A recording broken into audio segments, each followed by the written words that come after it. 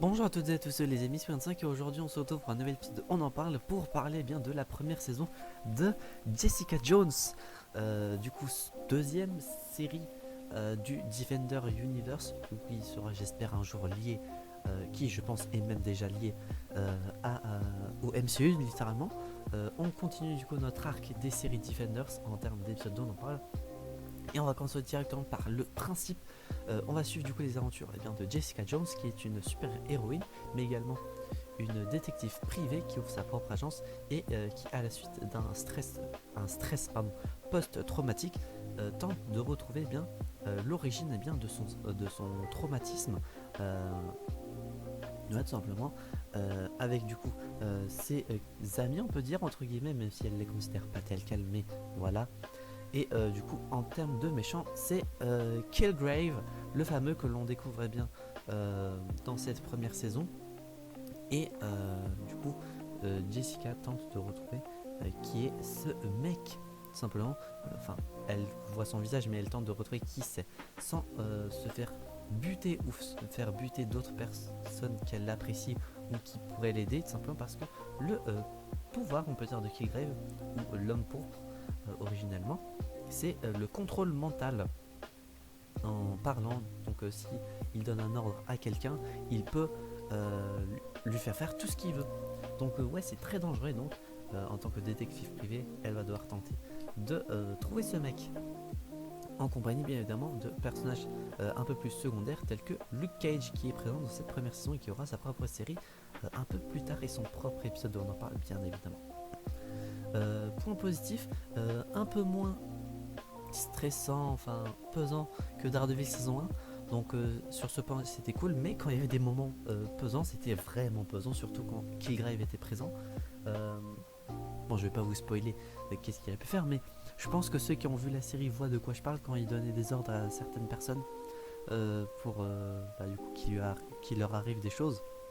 C'était vraiment horrible. Donc à ces moments-là, je quittais le regard du coup de l'écran, parce que sinon je sais pas ce que j'allais faire. Mais je pouvais pas regarder, littéralement, c'est pas possible pour moi.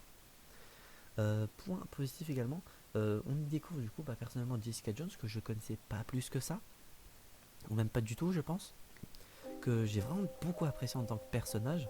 Euh, ouais, la meuf qui s'en bat les couilles de tout, mais qui cache ses sentiments, etc. J'ai beaucoup aimé. Le personnage également de Malcolm, que j'ai bien aimé. L'acteur, en tout cas, je trouve qu'il joue bien et ça fait le mec vraiment sympa qui est là pour aider les gens. J'ai beaucoup aimé ce personnage en tout cas. Et il me semble même qu'il avait joué dans Jurassic World. J'ai un petit doute, je peux même vérifier tout de suite pour vous, je vais vous dire ça désormais. Après vérification, pas du tout. Je dois confondre avec un autre acteur, mais apparemment il a joué dans les Power Rangers. Mais bref, on s'en fout. Euh, Point négatif du coup, comme dit, les moments pesants que j'ai pas vraiment apprécié.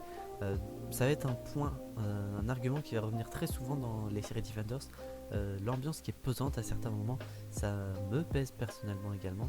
Donc quand c'est enfin surtout quand on voit des gens crever ou quand on sait que quelqu'un va crever, c'est assez pesant. Donc pas forcément un point que j'apprécie, mais vu que ça a été un peu moins le cas que la première saison de Daredevil, ça va remonter légèrement la note. Mais du coup, note sur 10, belle transition, j'ai envie de dire. Ça va être un petit 8 sur 10 pour la première saison de Jessica Jones, et du coup que j'ai vraiment apprécié et qui débat à part et qui est dans mon deck sur Marvel Snap, et qui est une carte que j'apprécie également, parce qu'elle est forte, purée. Mais ouais, voilà pour cet épisode de On en parle, j'espère que celui-ci vous aura plu. Si c'est le cas, n'hésitez pas à vous abonner, à mettre un petit pouce bleu, à activer la cloche, à mettre en commentaire votre avis sur la série si vous l'avez vue, sans spoiler si possible, bien évidemment.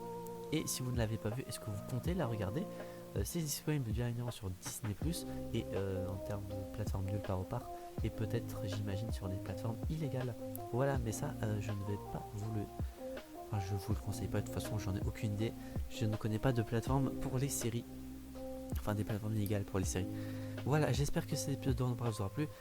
On se retrouve donc, j'espère, la prochaine fois pour de prochaines aventures. C'est The 25 et je veux dire enjoy.